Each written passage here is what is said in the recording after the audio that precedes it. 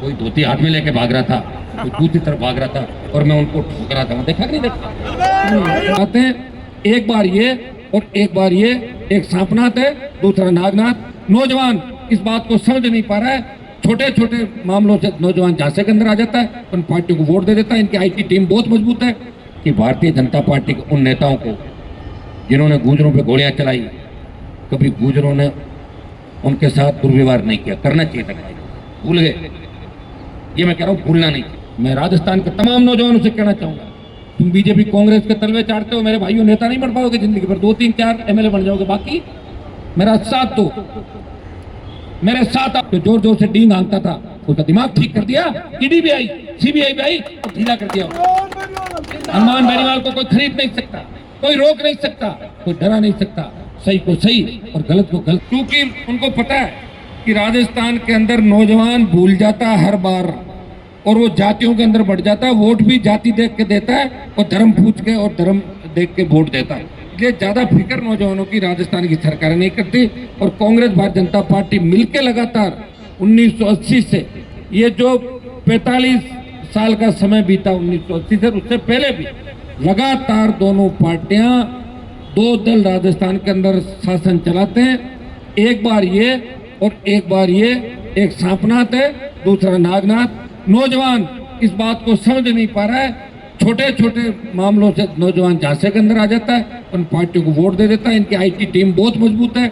मैंने किसी जाति के खिलाफ भाषण नहीं दिया, फिर भी उसको तोड़ मरोड़ के किस तरह बीजेपी की आईटी टीम ने जाट राजपूतों को लड़ने का जो काम राजस्थान में किया। नौजवान समझदार है, इसलिए आप भी जानते हो, मैं भी जानता हूँ। जो लड़ाके हैं उनकी बात मैं हमेशा करता आया हूँ। लेकिन 1857 से 1947 के बीच जिस तरह भगत सिंह पंजाब के अंदर हुए, तो राजस्थान में कोई भगत सिंह नहीं हुआ। ये मैं गलत नहीं कह रहा हूँ, सही कह रहा हूँ। इसलिए अब आपको सोचना है कि भगत सिंह की भूमिका के अंदर आने वाले नौजवान करें, राजस्थान की तरफ कोई उंगली नहीं उठे। जब मैं एमपी बन के गया था 19 के अंदर, तब यूपी, बिहार, दिल्ली, हरियाणा, पंजाब के सांसद कहते थे कि राजस्थान में तो दो ही पार्टी है, एक कांग्रेस और एक बीजेपी है। राजस्थान के लोगों की तो वोट डालने की आदत है, एक बार इसको डालते हैं, एक बार इसको डालते हैं, भूल जाते हैं। कोई तीसरा मोर्चा नहीं बनेगा। जब देश में किसान आंदोलन चला और आंदोलन पंजाब के किसानों ने किया, हरियाणा का किसान उनके साथ आया, यूपी दिल्ली का साथ आया, राजस्थान में किसी तरह की चिंगारी नहीं थी आंदोलन की। भाइयों, तब पंजाब, हरियाणा, दिल्ली के किसान नेताओं ने मुझे कहा, हनुमान जी आवश्यकता है, आप अगर मोदी का साथ छोड़ दो तो हमारे आंदोलन को हवा मिलेगी। अपने भाइयों के सम्मान के अंदर हनुमान बेनीवाल ने मंत्री पद को ठोकर मारी और इस शाजापुर हाईवे को जाम किया और देश में संदेश दिया कि राजस्थान के अंदर भी अब लड़ा के आ गए, राजनीति के अंदर वो लड़ेंगे और अपना नौजवानों की ताकत सत्ता स्थापित करेंगे। पार्टी 66 साल बाद राष्ट्रीय लोकतांत्रिक पार्टी बनी राजस्थान के अंदर। उसके बाद 5 साल बाद भारतीय आदिवासी पार्टी बनी। तो इससे आप अंदाज लगा लो कि लोग पार्टियां बदलते हैं। कांग्रेस से 6 महीने पहले बीजेपी में चले जाएंगे, 6 महीने पहले उससे पहले वहां चले जाएंगे। अरे मेरी पार्टी तो कभी सत्ता में नहीं आई, मुझे छोड़ के 200 लोग चले गए।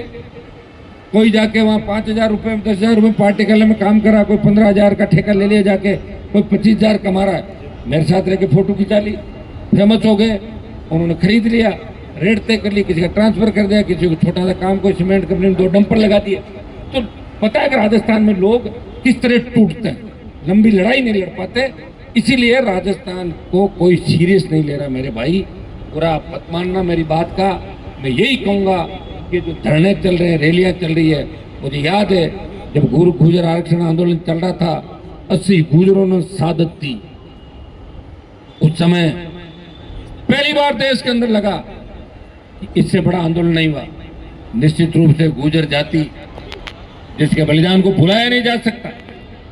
पुलिस के पास गोलियां कम पड़ गई, लेकिन गुर्जर लड़ा के लड़ते रहे। दुर्भाग्य इस बात का है कि भारतीय जनता पार्टी के उन नेताओं को जिन्होंने गुर्जरों पे गोलियां चलाई, कभी गुर्जरों ने उनके साथ दुर्व्यवहार नहीं किया। करना चाहिए था, भूल गए। ये मैं कह रहा हूँ, भूलना नहीं चाहिए। उसके बाद हरियाणा के अंदर जाट आरक्षण आंदोलन हुआ, गुर्जरों ने पुलिस को भगा दिया और जाटों ने हरियाणा में मिलिट्री वापस चली गई। 40-50 से ज्यादा नौजवान सीने पे गोली खा के शहीद हुए। मैं तमाम उन नेताओं से पूछना चाहूँ तो हरियाणा जाट आरक्षण आंदोलन के अंदर अगुवाई कर रहे थे, गुर्जर आरक्षण आंदोलन के अंदर अगुवाई करे थे, भूल क्यों गए उन नौजवान जिनके घर में शादत हुई, उनका तो बेटा चला गया और आरक्षण भी नहीं मिला। उन भाइयों के आरक्षण की बात भी दिल्ली के अंदर हमेशा हनुमान बेनीवाल प्रत्येक जाति के आरक्षण की, प्रत्येक जाति के, शेड्यूल कास्ट, शेड्यूल ट्राइब, तमाम समाजों की। मैंने ये भी कहा कि जिस तरह जाट रेजिमेंट है उसी तरह गुर्जर रेजिमेंट होनी चाहिए, अई रेजिमेंट होनी चाहिए। हमारे तमाम भाइयों जो लड़ाके हैं, जो मार्शल कौम है, उनको रेजिमेंट उनकी होनी चाहिए ताकि और ज्यादा जोश आ सके। भाइयों, सेना का सम्मान, अग्निवीर लाने के बाद जिस तरह सेना को कमजोर करने का प्रयास किया, मोदी जी किसानों के मामले में हार हो गई और बदला खा ले, कहा कि ये किसानों के बेटे सेना में जाते हैं इसलिए सेना को ठेके पे दे दो। और इसलिए ये किरकिरी देश के अंदर हमारी हो रही है कि सेना भी मायूस हो गई। और इसमें कोई दो राय नहीं कि अग्निवीर आने के बाद सेना मायूस हो गई। अग्निवीर जब शहीद होता है तो एम्बुलेंस के अंदर उसकी बॉडी आती है मेरे भाई, कोई सादत नहीं, कुछ भी नहीं। 4 साल के लिए आओ और वापिस जाओ। मैंने उसी दिन से लड़ाई की शुरुआत की जिस दिन देश में ट्रेनें जल रही थी, आग लग रही थी। हनुमान बेनीवाल ने झंडे के साथ आंदोलन किया और राजस्थान में एक भी उपद्रव नहीं होने दिया। राजस्थान के अंदर मैंने आपको संभाला, उस आंदोलन को आगे लेता रहा। All party meeting, Lok Sabha, Jodhpur में 2 लाख जवानों की रैली करके, और लोकसभा में रोज देखते हो कि एक बात कहता हूँ कि प्रधानमंत्री जी अग्निवीर को समाप्त करना होगा। मेरी ललकार और हुकार का ही परिणाम है कि पहले 25% अग्निवीर को परमानेंट करने की बात थी, अब डरी हुई बीजेपी सरकार ने 50% अग्निवीर को परमानेंट करके 50 को वापस भेजने की बात की। इस आंदोलन के बाद अगला जो आंदोलन होगा उसके लिए भी आप कमर कस लो, उसमें थोड़ी गर्मी कम होगी, उसके बाद चालू करेंगे, आप चिंता नहीं करें। गर्मी में मैं भी बैठा हूं, आप चिंता करिए क्यों। अगला आंदोलन होगा जिस तरह किसानों के आंदोलन का नेतृत्व पंजाब ने किया, अग्निवीर समाप्त कराने का आंदोलन, इस योजना को खत्म करने का आंदोलन राजस्थान की धरती से दोबारा होगा। तो दिल्ली की ओर हम जाएंगे, प्रधानमंत्री आवास को घेरेंगे, दिल्ली में बड़ी रैलियां करेंगे और राजस्थान के जवानों का परचम देश के अंदर ले रहे हैं। अपना आप हिस्ट्री बन जाएगी राजस्थान, आप समझ गए ना।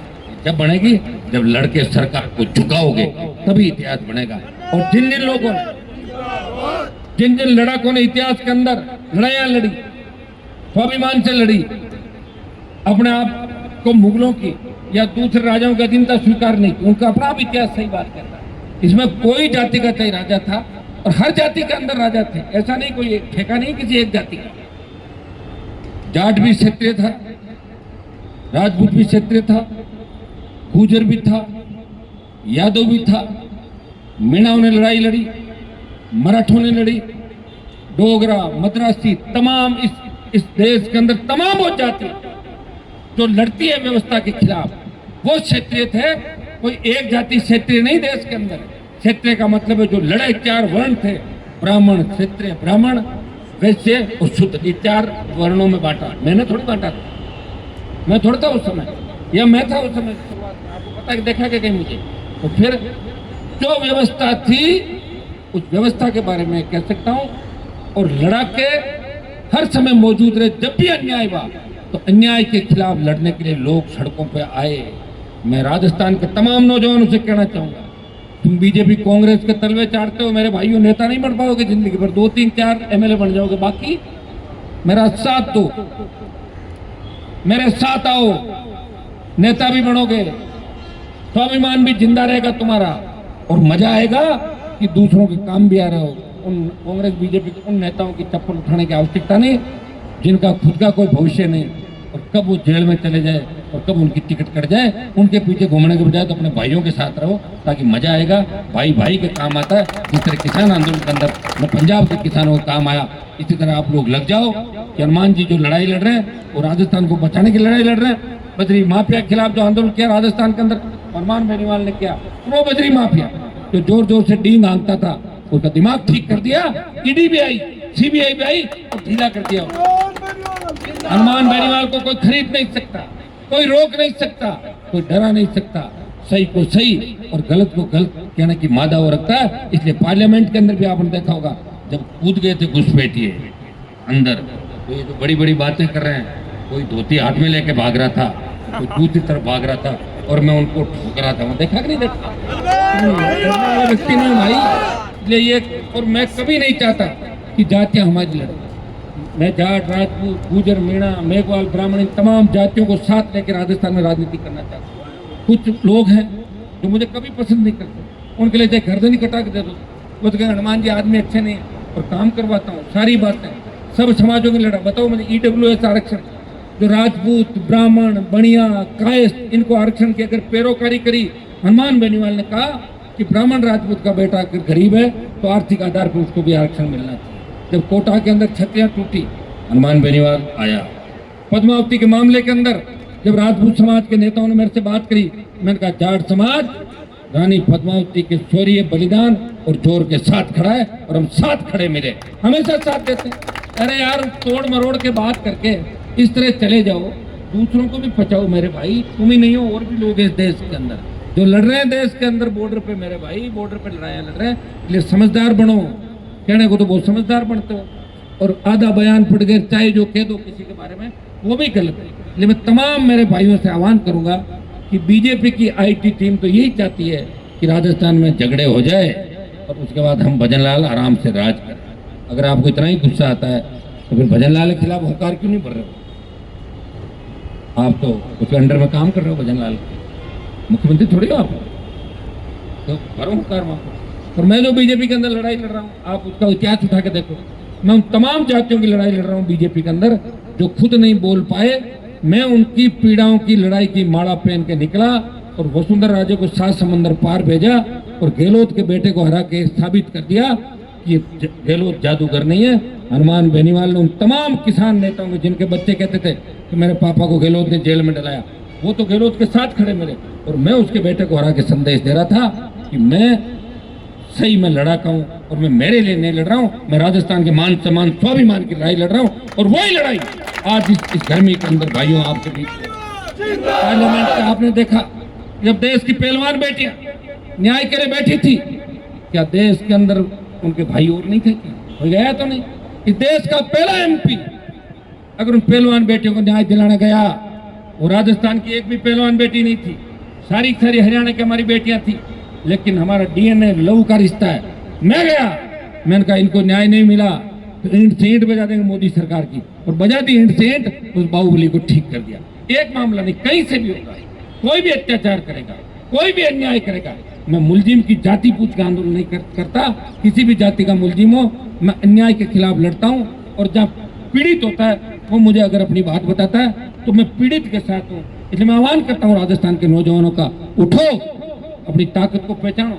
25 तारीख को इतनी तादाद के अंदर जयपुर के अंदर आ जाओ कि भजनलाल मजबूर हो जाए, SI भर्ती रद्द करे, RPSC भंग करे, और दोबारा पेपर लीक की घटनाएं नहीं हो, और तमाम बड़े मगरमच्छ जेलों के पीछे हो, चाहे वो कांग्रेस के अंदर हो चाहे भाजपा के अंदर हो, और नौजवानों का परचम फहराए, देश के अंदर बात करे कि राजस्थान के नौजवानों के संघर्ष के आगे भारतीय जनता पार्टी की सरकार झुक गई। ये संदेश देश के अंदर आपको देना है। बहुत बहुत आपको धन्यवाद। जय हिंद। जिंदाबाद।